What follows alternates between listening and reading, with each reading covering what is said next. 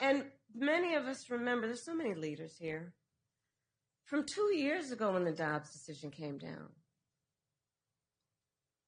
We knew this could happen. There is a word preventable, and there is another word, predictable.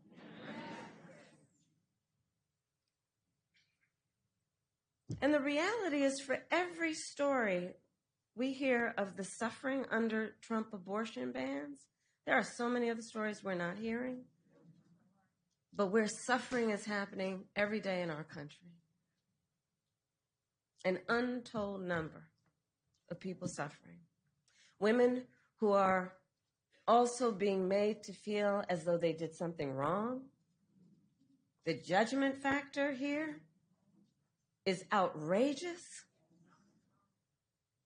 Being made as though to feel as though they are criminals, as though they are alone. So to those women, to those families, I say on behalf of what I believe we all say, we see you and you are not alone, and we are all here standing with you. Standing with you. You are not alone. You are not alone.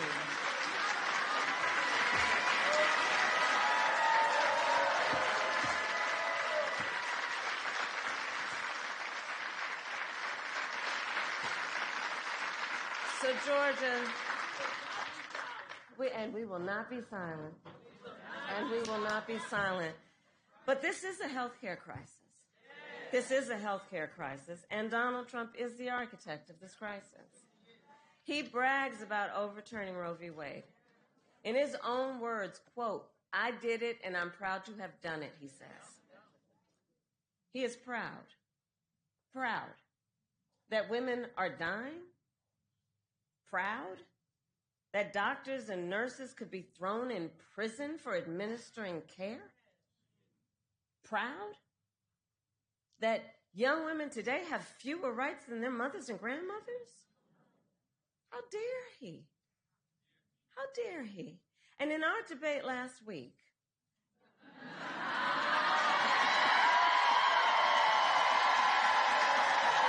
that was fun.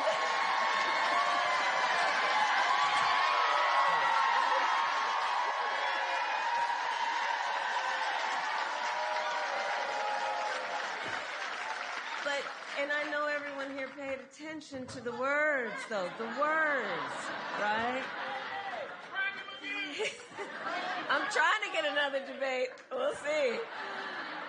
But in our debate last week, remember when he said everyone wanted Roe v. Wade to be overturned? Well, exactly. I don't know who everyone is either.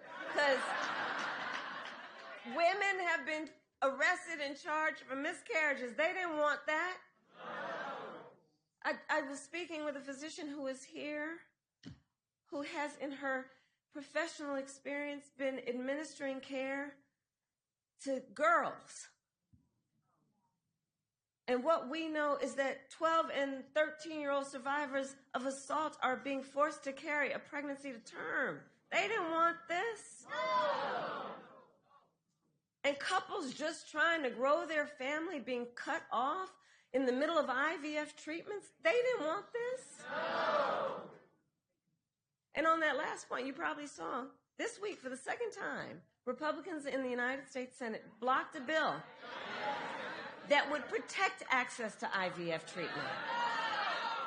Now consider, among the multitude of ironies, the fact that on the one hand, these extremists want to tell women they don't have the freedom to end an unwanted pregnancy. And on the other hand, these extremists are telling women and their partners they don't have the freedom to start a family.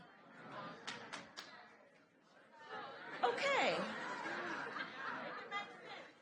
And they want to restrict access to contraception as well.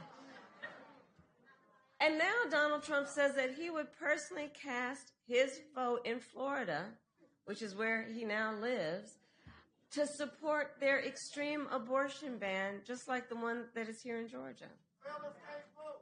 And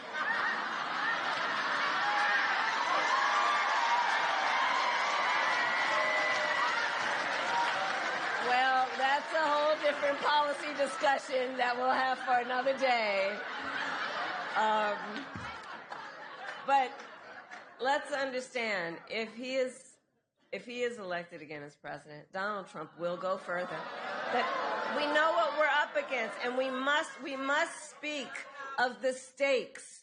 We must remind, everybody here knows, but we got to remind our friends, our neighbors, our co-workers, the stakes are so high. Because if he is elected again, I am certain he will sign a national abortion ban, which would outlaw abortion in every single state. And he would create a national anti-abortion coordinator. Look at Project 2025. And force states to report on women's miscarriages and abortions. It's right there. I can't believe they put that Project 2025 in writing. They literally put it in writing. They bound it. They handed it out. I mean, they are simply out of their minds.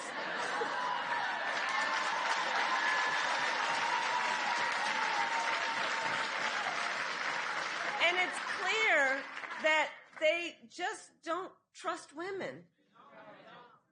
Well, we trust women. We trust women. And like Dr. Reddick said, when Congress passes a bill to restore reproductive freedoms, as President of the United States, I will so proudly sign it into law. I will so proudly sign it into law.